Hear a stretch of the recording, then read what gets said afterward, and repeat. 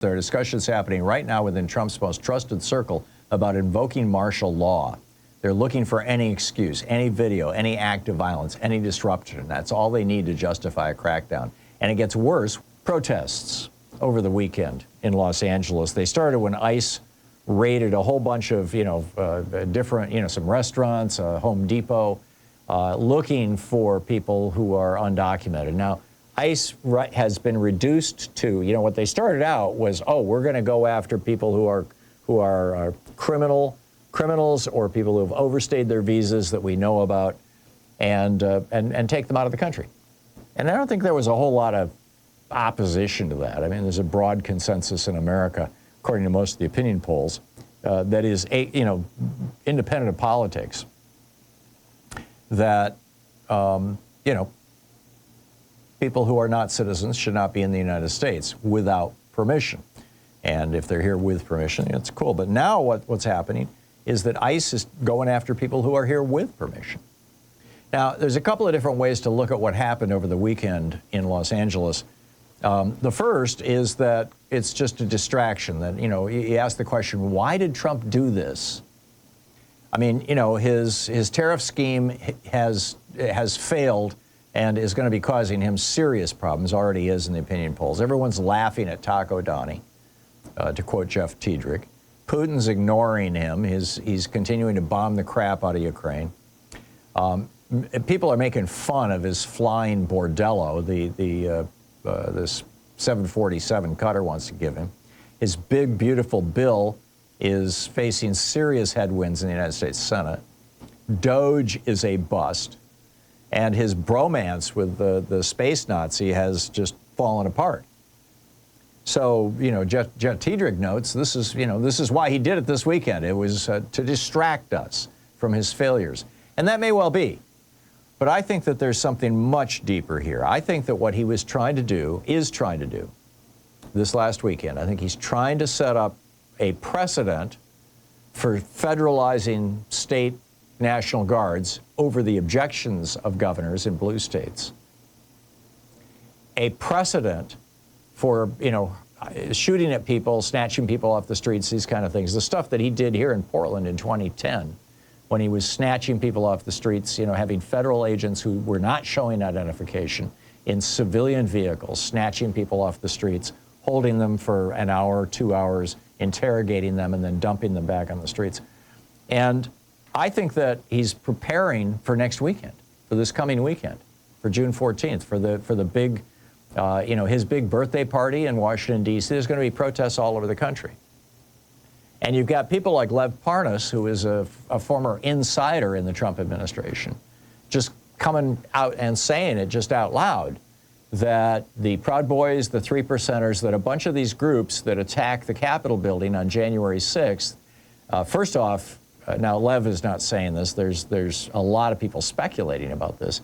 First off, how many of these people have now gotten jobs with ICE? Is that why they're covering their faces? Secondly, is this the setup so that Trump can declare a state of emergency sometime in the next year and a half so that he can suspend the elections in 2026 and 2028? Is that what this is about? Now, I don't know, but there's a lot of people who are speculating specifically that that's what this is about, and it makes a hell of a lot of sense. One of the things that Donald Trump knows is that if there's an election in 2026, and it's a free and fair election, he's going to lose the House of Representatives. He's probably not going to lose the Senate, although there is a chance, but he's definitely going to lose the House. And what that means is that Democrats will now have subpoena power, and they'll be able to investigate him and send him off to prison, or at the very least, show his crimes. I mean, this is the most corrupt president in the history of America. He's one of the most corrupt world leaders in the history of the world. He's doubled his net worth in the 4 months that he's been president. Doubled. He's made billions of dollars. His sons are running around the world monetizing his presidency. His wife got a $40 million check from Amazon to take pictures of her. I mean, Jeff Bezos is sucking up to him. Mr. Cook, what's his first name? Tim, thank you. Tim Cook of Apple is sucking up to him. I mean, all these guys, they're all, So anyhow, my sense of it is that, that this is something much larger than just this weekend. That what we're talking about here is Donald Trump trying to formally end democracy in the United States, turn us into a police state, suspend our elections, and declare himself basically emperor. And frankly, he's got a lot of support to do that. He's got basically the entire Republican Party going with him.